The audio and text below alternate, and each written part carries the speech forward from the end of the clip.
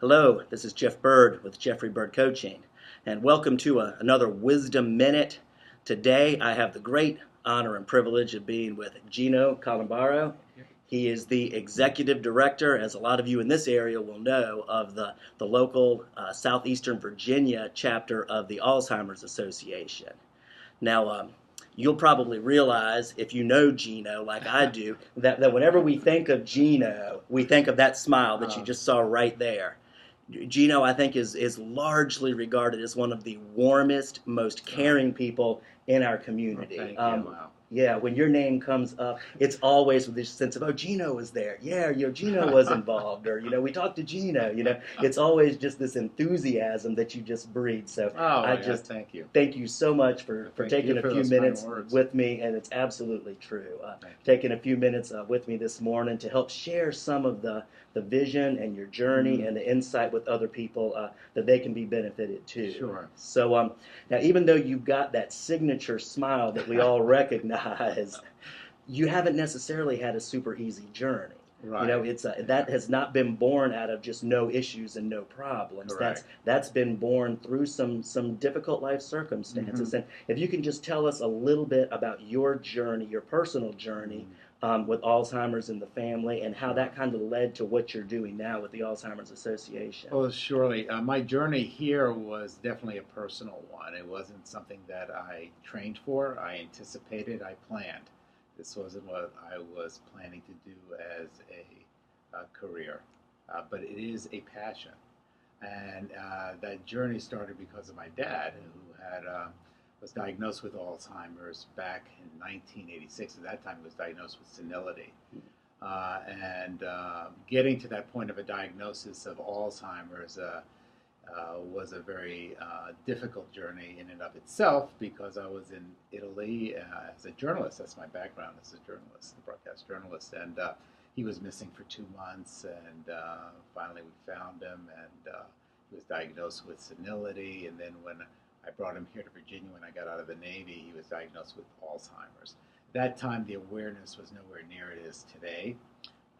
And like many caregivers, even though I heard of the Alzheimer's Association, I thought of it as just research, which is a good thing, but I didn't know what they could do for me here. So about 6 months before he passed, I started volunteering, and I went on the board of directors. And then when he passed away, there was a void, and I felt like doing something. This position opened up in 1995, and I said, I want to give back something, because part of the journey with Alzheimer's was I didn't have any control over it.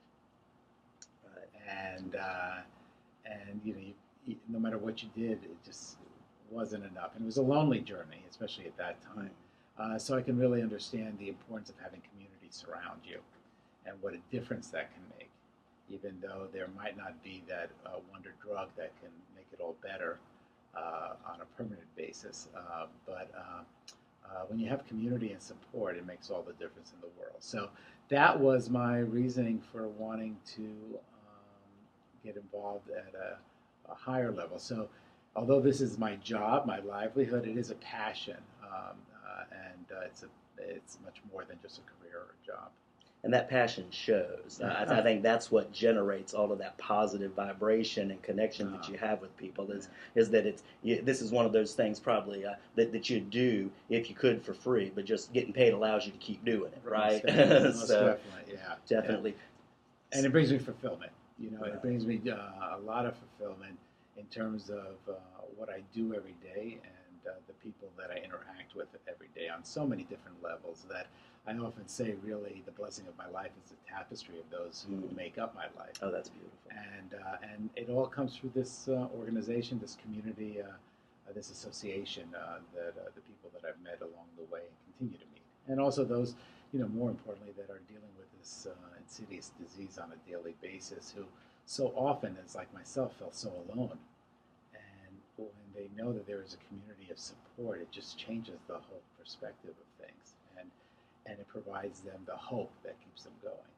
And I wanted to ask you more about that, because we were chatting just before we started the video, and for those of you who don't know, in Virginia alone, there are 140,000 people affected by Alzheimer's. Yes. That's a vast number. Mm-hmm. And as of yet, there is still no cure. Although strides are being made, awareness is being had. Mm-hmm. You had a very successful fundraising year this past year. Right. You said you're at 93% of your goal, which is Right. quite an accomplishment, Yeah. and we think that's still growing. Yes. But so for those in the lack of a cure, of a Mm-hmm. present known cure, Right. I wanted to ask you a little bit and get your thoughts on what makes the biggest difference. You mentioned community a couple Mm-hmm. of times, but if you can be a little more specific and narrow that down, because I'm thinking that a lot of us who may or may not have family members or be affected by Alzheimer's have other situations in our life where these same principles and things can apply. So Right. for those people, in lack of a cure, we as men are accused a lot of just wanting to fix things, Right. and a lot of times we want to fix it so we don't have to understand it, Right. right? Yeah. So what are some of the things that make the most difference in the lives of the families that you see and that the Alzheimer's Association is helping on? Well, I think first and foremost is their willingness to reach out and engage. I think no matter what you're dealing with, it can be scary, and Alzheimer's certainly is a scary disease. It's a disease that's very difficult to understand unless you've really been affected by it and have dealt with it, or you've known someone who's dealt with it. It's that ability to reach out and say, I need help, I need education, I want to learn. Sometimes and I speak for myself on this when I was going through it prior to being so involved with the association is, you have to be prepared for the answer if you have these questions. And so if you ask the question, you have to be prepared for the answer and be open and receptive to seeing if that answer applies to you, or how best you can utilize that answer to help you navigate the maze of Alzheimer's or any disease. So it is really that willingness to pick up the phone, to engage, to ask questions, to really seek help. And and it's easier said than done, but when you're a caregiver and you're emotionally tied to the one you love, it's a lot different than seeing it from the outside in. So, you might know what's logical in your mind to do, but your heart is telling you something else. And to balance that is very difficult. So sometimes it's very important to have that third party provide a non-biased action plan, for lack of a better term, to move forward. And then you can take bits and pieces of what you think you can deal with and think that are most suitable for your situation. So that, I think, is very important. And that's when it starts creating community, being willing to talk and share. Unless, otherwise it is a very lonely journey. Yeah, and I've heard other people, we did an interview previously with some folks, and they said, do not try this alone. Right.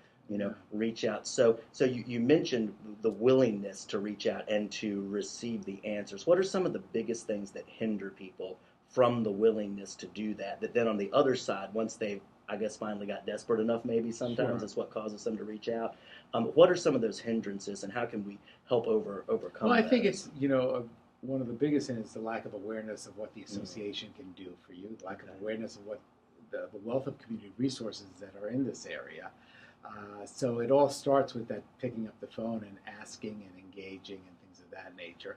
And it's also, there's always a fear factor too, And, when you're dealing in a family dynamic, there's a lot of different issues at play, and someone who is caregiving 24/7 and someone who is not, but part of that same family might have different perspectives, different opinions. So it's about coming together and really focusing on what is truly best for that individual with the disease. What's really we try to advocate for is early diagnosis, obviously, so that way the affected individual can take part in the planning process, and that makes it so much easier for the whole family unit. So they can share their wishes as, for down the road. And if those wishes are known and documented, then there's no gray areas.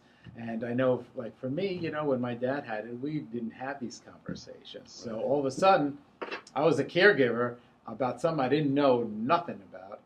And it was a very challenging journey because I was balancing what was, the logical with the heart. And, I'm an only child. I grew up with my dad. My mother passed when I was very young. So, the dynamic is very strong there. And also, with the disease in the early stages, the individual can seem very cognizant, but and pull on those strings that sometimes are difficult to deal with. So it's hard, and you shouldn't go it alone. You're absolutely right. You don't need to go it alone, and as long as you can have that support and that ear. For me, it was I saw a counselor who was a third party who could really, look at things from the outside and separate the emotion, and that helped, then formulate plans for me, and the association can do that for families. So, we have care consultations, we do family orientations. All our services are free, and all they have to do is pick up the phone and call us. Yeah, and we're going to provide that contact info for you as well in the text. But you mentioned something that kind of struck me, and that is that when you've got the families coming together and they're coming from different perspectives, Mm-hmm. and I think that that's going to resonate with a lot of people in many areas Mm-hmm. of life, not just specifically if they're dealing with a loved one with a particular Right. disease or condition. So when the members of your team are trying to help those families come to that congruence and the agreement on the course of action, what's the most important thing, or some of the most important things that's needed in those family members that they bring to the table in order to get to that unanimity and moving forward? Well, definitely listening. Okay. Is very important, and also not dictating, obviously, but providing the resources, sharing what this means and what it can do, and also just having the conversation, and really listening to everyone's perspective, and then coming to some type of agreement. And again, it's a process, and it's different with different dynamics, obviously, and but I think when people come together with, even though they might come from different perspectives, but if their focus is the individual who's affected, then the correct outcome will ultimately appear. Okay. But if people aren't, you have to be willing to not be resistant, I guess is a good word, and because as there's a saying, what you resist persists. Wow. And I'm going to steal that one. and but again, these are, we're all human beings, and we have human emotions, and again, it's easier said than done, but it's a process, I believe. But I think it all starts with communication, and really focusing on that individual, and it also helps a great deal if there is communication with that individual at a time when he or she can still be cognitively clear in terms of what they want. Gotcha. And that can make all the difference in the world. So that's why that early diagnosis is so critical if you're dealing with something like a cognitive impairment or issue. So just to recap a few of those things. So when we're dealing with an issue like this, where we're bringing multiple people together in a decision-making process, so one is just each person needs to communicate openly, non-aggressively, Right. Where they're coming from, Right. then be willing to listen to each other, Right. and to keep the communication lines open, and then to communicate as early as possible with the person if there's a situation like this, Right. where there is someone particularly affected. The earlier, the better. Right, and being open and receptive, and there'll be different options, different action plans that can do. I mean, it all depends on the level of care that the individual needs, but you always want to focus on that individual. It's about the individual. Okay. It's about the individuals Right. affected. Wow. Yeah. Great perspective. Yeah. It's not about us. It's No, about them. Right. it's about them. Losing ourselves and finding them. Right, and that's the hard thing with this disease, because all of a sudden it makes you the advocate for this person, making and if you're not prepared to do that, it's not an easy thing to do. And I speak from experience on that. My journey was very difficult because I was balancing the heart and the mind, and something that I did not know a lot about, and the medical community didn't know a lot about at that time, and there weren't really a lot of resources, support networks to help you at that time. It's really important to get that community to surround you and lift you up. And also, what's really important too is getting engaged and doing something to help the next person who might be affected by this disease. And that is my hope is that by the time I retire from this association, that we will have some type of effective treatment that will increase the quality of life for those with the disease, and also treat it so that people can stay functional and productive for a long, long time. Wow. And so that would be the greatest gift legacy Right. that I can have. And all those who are doing that right now, like you said, our walk, which is 93% of goal. With all those people coming together, that's their focus, is to put an end to Alzheimer's, but at the same time, make sure that we help those who are dealing with this disease day in and day out. Right, and I noticed that you've mentioned the heart and mind connection a few Mm-hmm. times, and I just think that's beautiful because that's one of the things that's so great about the Alzheimer's Association and anyone who's helping anybody with something is that so many people have had a personal connection like yourself.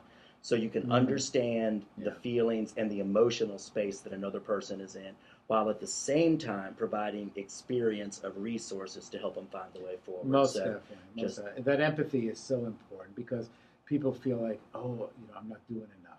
right. And I always tell them, I said, as long as you're doing it with your full heart and trying to do the best you can, utilizing the resources that are available today, you're doing all you can do. Wow. Because we can't, unfortunately, at this point, we can't change the pathology of the disease, which we're really working hard to do. But we can change how we react to it and how we live day in and out with it. And I think that's a benefit for the entire family unit, not only the one who's affected. Exactly, and that's beautiful, and that brings me to something I wanted to ask you about living day in and day out, because you got, like we said, 140,000 people in Virginia who are affected and impacted by this disease, plus the families and extended. It's a lot of people, Mm-hmm. and just in the Greater Hampton Roads area in southeastern Virginia, last I looked, we were the 34th largest metropolitan area in the U.S. This is a huge area, Oh, it is. and then you've got the staff, you've got all of the educational things you do, you've got the walks. So for you personally, with this many people riding on your influence as a leader, what do you do personally that fills your tank and keeps you going to have something to give? That could really wear a lot of people out, I think, Sure. that responsibility. What keeps you going? Well, I tell you, I have something that a board member gave me, and I love it, and I look at it every day, as well as looking at my dad's photos in my office, and that reminds me why I'm here every day. Wow. But there's a plaque that I have in my office that says, "Never, never, never give up." It's Winston Churchill. Right. And that is the truth. And I try to really approach everything with an optimistic viewpoint. I try to look at resolutions rather than challenges, and seeing how do we move forward. And I get energized by people. I get energized. I really enjoy people, and when someone says thank you, you really made a difference in my life. That's the best gift I could ever receive. Right. And you pass that on too. Not only does Gino receive that, but in his quote on his email signature, it says, "You are who makes a difference every day." Yeah. And so many of us are so thankful to you for the difference you and this team. Well, it makes every day. it is a team effort. It's a great. There's chapters throughout the United States, 4 in the state of Virginia, with wonderful staff and volunteers doing this work day in and day out. So it's not one person, it never will be. It is an entire community, and we all have our niche. And when we put all those together, the sky's the limit, and that's what it's really about. It's not one person. Teamwork does make the dream work. Huh? Oh, it does. That's exactly right. I'll steal that from you. Right, okay. I stole it from John. Okay. But that's the truth, though. It is. It is that teamwork. So, I try, I enjoy laughing, smiling, and being light, and, but, always looking to the end game. Right. What does that mean? That's wonderful focus. So thank you so much for joining us, everyone. We're going to put the links to the local chapter here for the Alzheimer's Association, as well as some other contact info. So if you have any questions, feel free to shoot it over. That's what they're here for. And as you can tell from listening to Gino, they really are, from the heart and from the mind, making a difference in a lot of lives every day. So, Gino, thank you so much. Oh, it's my always joy. a pleasure. My You joy encourage entirely. and build up so many people, and we just thank you for this time today. Well, it's my joy Thanks. entirely. All Thank right. you. Thank you, everybody. Jeff Bird with Jeffrey Bird Coaching. We'll see you next time. Is that okay? That was great. I just got to log in to stop us. It keeps running even after the